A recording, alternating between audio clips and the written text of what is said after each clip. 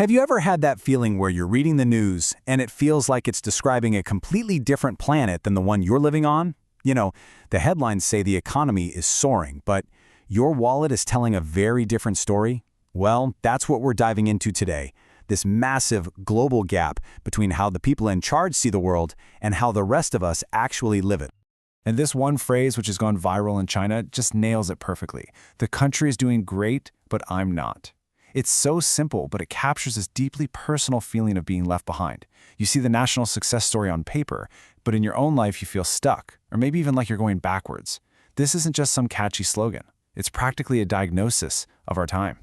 So, how does an entire society split into two different realities like this?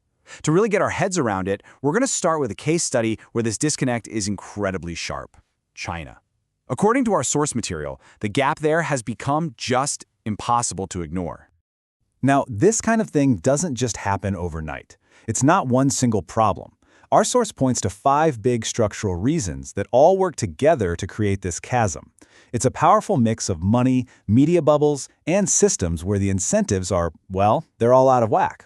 Let's break down how these 5 pieces fit together. Okay, first up, and this is the big one. It really is about the money. While the national GDP numbers look great and state-owned companies are posting record profits, that wealth just isn't making its way down. For millions of regular people, the reality is pay cuts, layoffs in huge sectors like tech, and just being buried under debt. The official success story just doesn't line up with their personal bank account. And when that happens, you get these two parallel universes, and they don't even speak the same language. The elite narrative is all about great rejuvenation and national pride, but on the streets, the public narrative is about lying flat, which is kind of like quiet quitting on life itself or running away, trying to get your money or yourself out of the country. I mean, they're literally describing the same place with completely opposite terms. And what's really fascinating here is that this isn't just a matter of different opinions. It's about totally different information diets.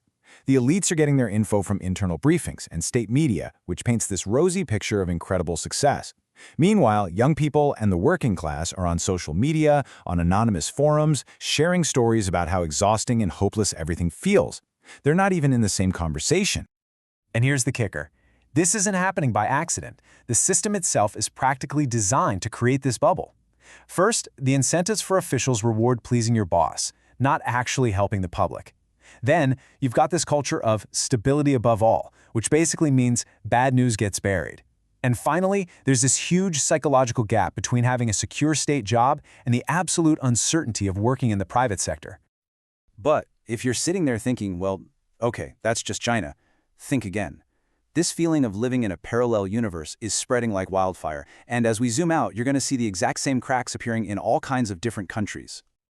You can see the exact same playbook in other authoritarian states. In Russia, the official line is that the country is on the right path and the West is falling apart, while the public feels the economy grinding to a halt from the war. In Iran, the leadership talks about the success of their resistance economy, while young people are in the streets protesting, desperate to get out. It's the same story. Leaders see success while the people feel the pain.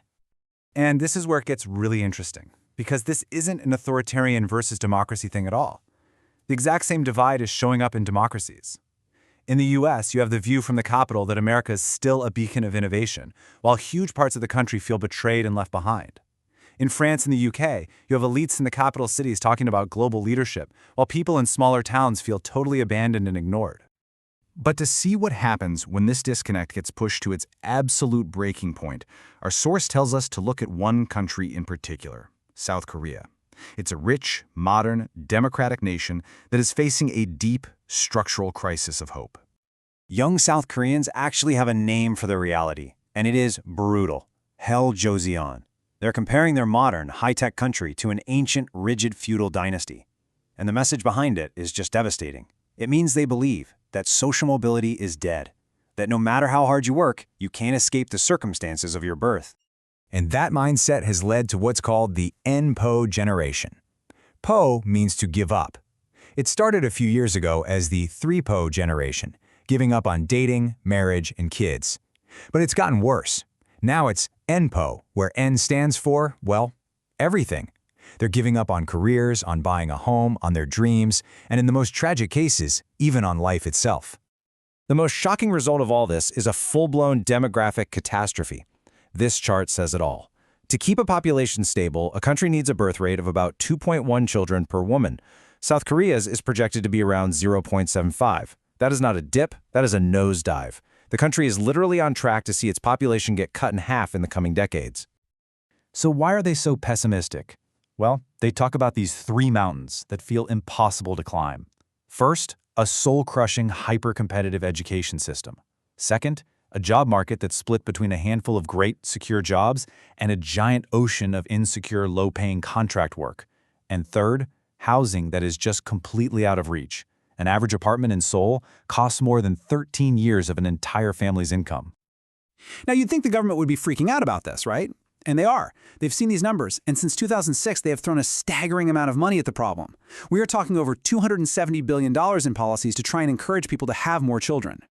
And yet, all that money has completely and utterly failed. Why?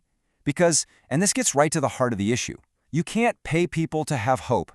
The problem isn't a lack of financial incentives. It's a deep, structural crisis where people feel that the system is rigged and that hard work just doesn't pay off anymore. So, let's pull back. We've seen this pattern in China, across the West, and in its most extreme form in South Korea. What's the common thread here? What are the fundamental cracks in the system that are causing this disconnect pretty much everywhere? Our source points to 4 universal drivers. First, we have K-shaped economies, where after a downturn, the wealthy just shoot up while everyone else either flatlines or goes down. Second, information cocoons, where algorithms on social media literally build separate realities for us. Third, those report-up incentives we saw in China, which exist in big corporations everywhere, punishing bad news. And finally, relative deprivation, that feeling you get scrolling through social media which makes the gap between the haves and have-nots feel more painful and more visible than ever. So here's the bottom line. The names change, from lying flat in China to the NPO generation in South Korea, but the disease is global. It's what happens when people look at the system and realize it's just not working for them anymore, even while the people at the top keep insisting everything's great. And all of this leaves us with one final and pretty unsettling question. This isn't just about people having different opinions. This is about 2 fundamentally different realities existing in the same place at the same time. And when those realities drift this far apart, what happens when they inevitably collide? That collision really is what's defining so much of the social and political turmoil we see all around the world today.